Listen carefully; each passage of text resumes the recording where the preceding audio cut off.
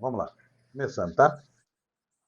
Doutora Tia, eu queria a opinião do senhor sobre esse episódio todo, que começa com aquela manifestação do André Mendonça, e depois tem, né, duas outras contra-manifestações do Flávio Dino e do Moraes. Como é que o senhor entendeu essa história? Bom, o Fábio, eu acho que tem uma série de confusão aí de princípios, né, de valores e de conceitos, né, a respeito daquilo que é a função do Poder Judiciário e do Supremo Tribunal Federal como a cúpula, o órgão mais importante do Judiciário, porque, teoricamente, ele tem de proteger a nossa Constituição, ele é o guardião da Constituição. A atividade do Supremo é uma atividade exatamente voltada a proteger a Constituição, no sentido de fazer com que ela se torne realidade. Não é apenas uma atividade de proteger, no sentido de dizer o seguinte: olha, toda vez que a Constituição sofreu um ataque por um ato inconstitucional, o Supremo tem de agir. Não. Essa proteção é uma proteção nos termos daquilo que a Constituição estabelece. A nossa Constituição é muito rica, de 88, em termos de direitos, de garantias, de deveres e também de políticas públicas. Então, esse é o papel do Supremo. E é, sobretudo, um Supremo, Fábio, que vem se construindo durante esse período democrático bonito que o Brasil passou a viver depois de 1988. Porque antes o Supremo não tinha espaço nenhum. O Supremo, por exemplo, durante a ditadura, ele não podia nem discutir processos de habeas corpus, processos de liberdades fundamentais, de direitos humanos, nada disso. Boa parte daquela competência do Supremo, inclusive, foi passada para tribunais militares, não é? Que ainda continua a existir no Brasil espantosamente. Mas o Supremo tem se encaminhado de uma forma assim muito importante no sentido de construir a sua aliança com a Constituição, com o Estado Democrático de Direito. Então não existe um ativismo judicial, né? O ativismo judicial seria se o Supremo começasse a atuar substituindo os demais poderes, substituindo o executivo, passasse a governar o país. Isso nunca aconteceu e não acontece. Ou o Supremo começasse a fazer leis. Isso também não acontece, não é? Então vamos pensar nessa questão, por exemplo, da lei de proteção de dados, da lei de proteção das pessoas diante daquilo que é a realidade virtual. Ora, essa lei é uma lei nova, digamos assim, recente na história do Brasil, porque isso também é um fato recente na história do mundo. E o Supremo tem a atividade de interpretar essa lei. E ele se deparou com o artigo 19. Mas ele se depara com o artigo 19 no momento, Fábio, em que nós estamos sofrendo vários ataques, não apenas no Brasil, mas no mundo inteiro, à democracia. Nós temos ameaças sérias não apenas ao Estado democrático de direito, à vida constitucional, ao povo, à democracia, aos direitos humanos, mas também ameaças muito sérias às pessoas vulneráveis. Né? Você vê, por exemplo, quantos crimes não são cometidos pelas redes sociais, pelo ambiente virtual contra crianças, né? A pedofilia é um crime gravíssimo. Quantas e quantas vezes essas redes virtuais não são utilizadas para levar as pessoas a cometerem atos contra a sua própria segurança, contra a sua própria saúde, contra a sua própria vida, não é? Então, isso tudo são fatos muito graves, muito sérios. Se o Supremo se depara com uma norma como aquela do artigo 19 da lei, que diz que quando houver, por exemplo, um atentado contra a vida de uma pessoa, um ato de pedofilia ou um crime contra a mulher, a pessoa que é vítima, ela é obrigada a procurar o judiciário para se proteger. Então é óbvio que o Supremo tem que dar uma resposta segundo a Constituição, porque a Constituição não diz isso. A Constituição não diz que as pessoas mais vulneráveis têm que se proteger sozinhas. Pelo contrário, a Constituição diz que elas têm uma proteção do Estado, está lá na rede dos direitos humanos, das políticas públicas e dos deveres. Né? Então, o que o Supremo faz? Ele declara esse artigo 19 inconstitucional. Por quê? Porque ele é contrário ao princípio da Constituição, de que as pessoas têm de ser efetivamente protegidas naquilo que é a sua dignidade, naquilo que é a sua vida, a sua saúde, enfim, naquilo que elas são e podem ser, né, e podem fazer. E aí ele declarou esse artigo 19 inconstitucional, mas ele teve o cuidado de especificar em que momentos, né, as big techs, os provedores, eles são responsáveis por retirar os atos contrários à democracia, contrários à vida das mulheres, contrários à vida das crianças e assim por diante. Ele teve o cuidado de dizer isso, né? Dizer assim, olha, em que casos as redes e as big techs, ou seja, os provedores, eles são corresponsáveis pelos crimes que são cometidos. E aí ele teve o cuidado de estabelecer um rol, né? O rol é bastante pequeno, mas muito explicativo e muito eficiente, né, para a época moderna, né? Então, só para lembrar quais são os casos: terrorismo, atos antidemocráticos, incitação ao suicídio e à automutilação, crimes de ódio, como racismo, homofobia, transfobia e xenofobia, crimes contra a mulher, sexualização de menores de idade, pornografia infantil e tráfico de pessoas. Veja, esses são crimes gravíssimos que ninguém pode cometer e, sobretudo, se você tem um ambiente comercial, né? Você tem lá a sua loja, você tem lá o seu armazém, você tem lá o seu espaço, digamos assim, que você usa para alugar para as pessoas irem lá e fazerem eventos. E as pessoas organizam um evento, organizam uma sessão, ou vão lá para cometer crimes. Ora, é óbvio que você não pode permitir que isso aconteça.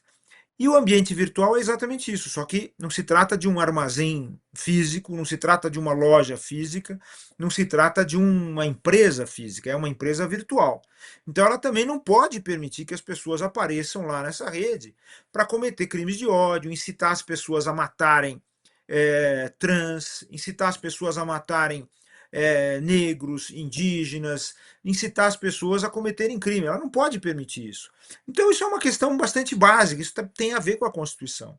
Então, não existe ativismo judicial de forma alguma, pelo contrário.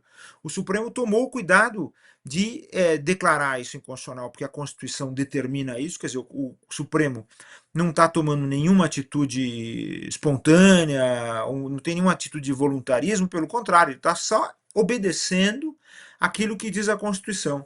Ou se quiser, o Supremo, nesse aspecto, é a voz que declara aquilo que a Constituição já disse, né? Já está previsto lá por escrito na Constituição a Constituição é a opção do povo. Então essa acusação do ministro André Mendonça foi feita numa palestra em São Paulo, é uma acusação que não tem nenhum fundamento, né? Não tem nenhum fundamento lógico, não tem nenhum fundamento jurídico, não é? Até um erro, até eu acho grave, de alguém que está no Supremo Tribunal Federal fazer uma alegação desse tipo. E ela demonstra, sobretudo, um descompasso entre a formação desse ministro com relação àquilo que é o papel importantíssimo que o Supremo Tribunal Federal está fazendo em relação à defesa da democracia e dos direitos humanos e dos direitos das pessoas mais vulneráveis. Né? Então, é um descompasso. E me parece mais um preconceito religioso, o que é muito grave, porque quem vai ao Supremo Tribunal Federal, ou quem vai exercer uma função de juiz, de juíza, em qualquer instância, tem que se desapegar dos seus preconceitos pessoais e aderir integralmente àquilo que são os conceitos constitucionais, os conceitos das leis, aquilo que o povo escolheu. O Supremo não está fazendo o papel de legislativo, pelo contrário, o Supremo está fazendo o seu papel, está se limitando ao seu papel, que está lá na Constituição, e não tem nenhum tipo de invasão de competência, pelo contrário. Eu acho até lamentável, eu acho que o discurso até demonstra, Fábio, se você me permite, um preconceito de ordem bastante claro, assim, de ordem religiosa, quando ele, por exemplo, afirma que eu acho uma afirmação infeliz, que o Brasil está doente. Como assim está doente? Isso é tipicamente um discurso de púlpito, é um discurso paroquial, não tem nada a ver com aquilo que é um discurso que se espera de um jurista. Um jurista tem que analisar os fatos, analisar os valores e analisar, sobretudo, aquilo que diz a lei e diz a Constituição. Então, eu não vejo, eu acho que as respostas que foram dadas pelos ministros Flávio Dino e Alexandre de Moraes, eu não acompanhei a resposta do Alexandre de Moraes, mas acompanhei a do Flávio Dino. São respostas corretas, quer dizer, o Supremo tem que cumprir a sua função.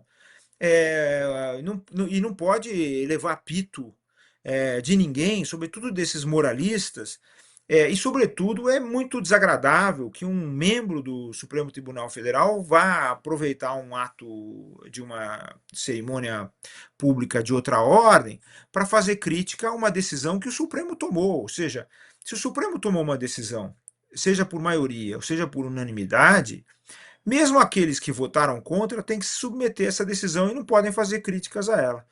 O maior exemplo é o Supremo Tribunal, a Suprema Corte norte-americana, que decide as suas questões.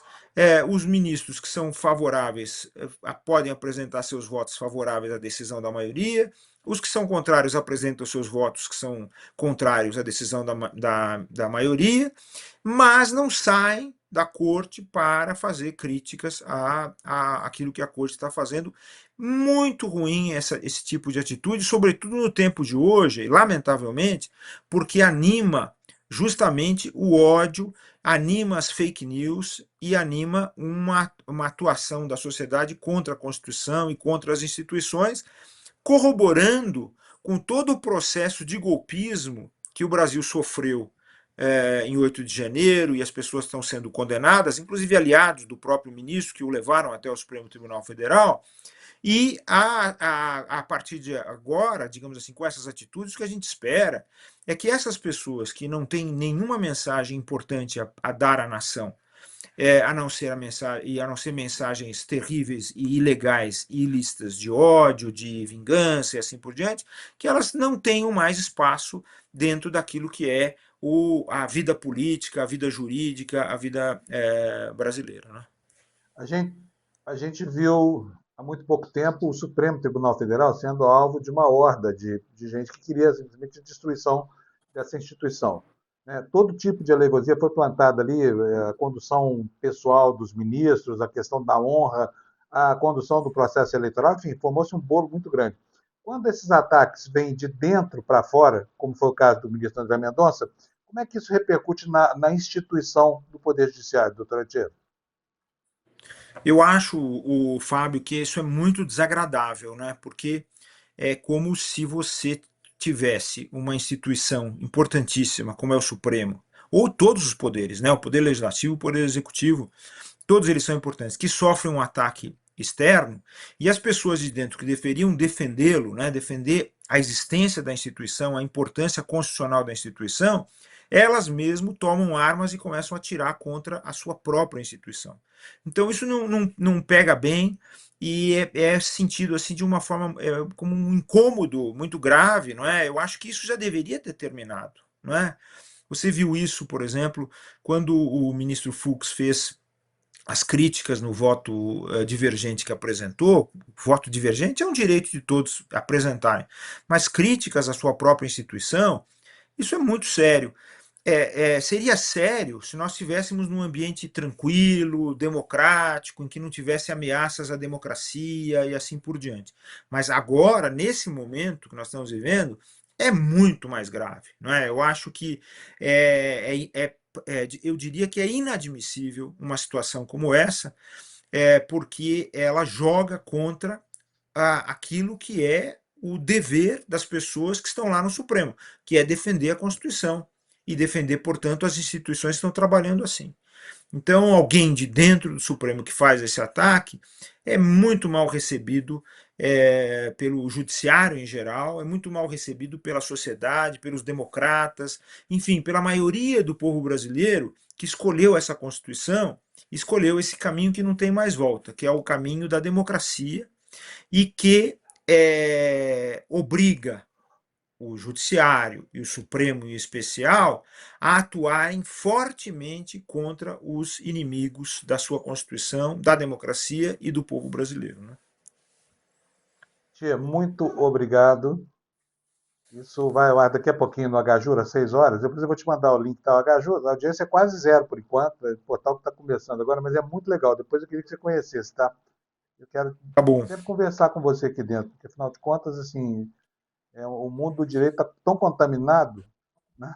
Tão contaminado, dá, dá até, enfim, desânimo assim na gente. Então, um abração, tá? Não, mas Vamos continuar lutando juntos. E ó, Isso aí. não se esqueça que logo, logo vocês vão estar aqui em Itu para comer com a gente aqui, almoçar com a gente. Falei, pode E a chamar que. Roberta não esqueceu que você vai trazer. O que que você vai trazer mesmo? Bom, eu não sei. É um. O que, Não que é sei se você aquela ia coisa? trazer Ah, é a umas minhocas. composteira. A composteira. Ah, é. Eu vou levar a composteira para ela. Agora, e você tem que trazer logo, porque toda vez que eu vejo uma minhoca, eu lembro dessa conversa aí. Não, eu tive um ataque de drosófila aqui em casa, estou quase querendo me livrar da minha, viu? Meu instinto Oh, ambiental Deus. tá perigando aqui. Tchau, tchau. Um Um abração, abraço, obrigado, obrigado. viu? Tchau, Boa tchau. sorte aí pro HJur. Tchau, Para tchau. nós. Tchau, tchau.